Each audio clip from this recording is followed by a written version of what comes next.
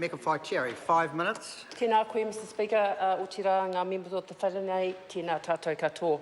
Mr Speaker, I'm pleased to take a call on this bill, the 2015-16 Supplementary Estimates, and say, sir, that Labour stands for a productive and fair and just society. We all benefit, and not just the elite few. Sir, poverty levels and inequality levels are real and are growing in this country. Today we had Stats New Zealand release some inequality-related figures, and I'd like to share that with the House.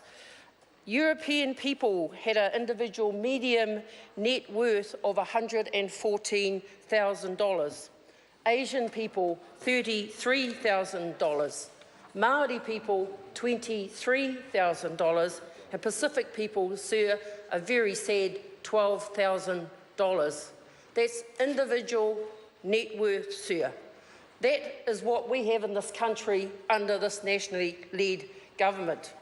Sir, like previous speakers have said, the supplementary estimates are a normal part of the budget cycle where we seek to authorise and vary the appropriations for 2015-16.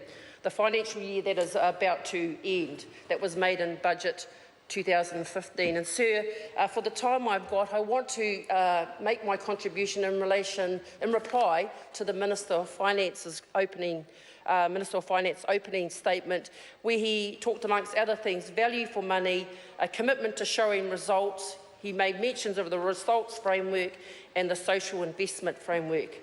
Sir, I want to give a snapshot of the electorate that I represent and paint the picture of the so-called results that people in Gisborne and Hawke's Bay are experiencing, particularly around unemployment, sir, and home ownership. Sir, these stats that I want to share with the House was taken from Stats New Zealand Household Labour Force, and it paints a picture of when Labour left government in 2008 and when National took over. The unemployment rate, sir, in the Gisborne Hawke's Bay in 2008 was 5%. 5% was the unemployment rate in Hawke's Bay, Gisborne. The New Zealand unemployment rate was 3.7. Let's fast forward to 2016. The Gisborne Hawke's Bay unemployment rate is now 7.7%. 7.7%, sir, and New Zealand's unemployment rate is 5.7. Sir, that demonstrates that unemployment in the Gisborne and Hawke's Bay region has grown significantly in these last 8 years. Let's look at the real numbers, sir. In 2008, in the Hawke's Bay and Gisborne area, we had 5,200 people who are unemployed. Fast forward that into 2016, there are now 8,200 people unemployed. Sir, the government's policies around addressing unemployment in the Hawke's Bay and Gisborne region is failing.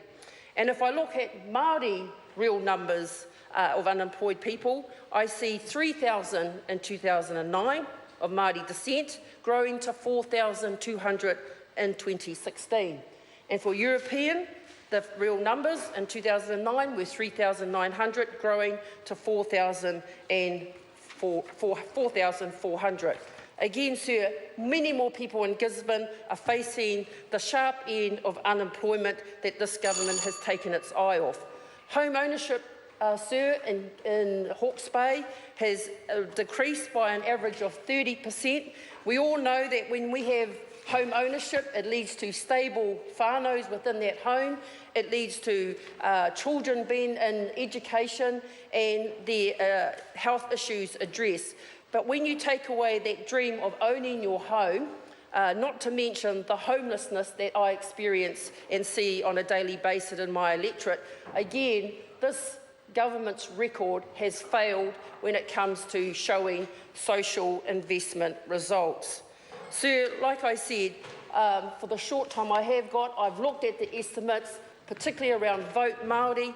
All I want to say is one of the roles that TPK did have in ensuring better Māori outcomes was the monitoring of all the mainstream agencies. I'm saddened that that's not one of their key pillars, and I suggest that we should do that. This budget is something that is not Members' time has supported. expired. Mr. Speaker. I call Andrew Bailey.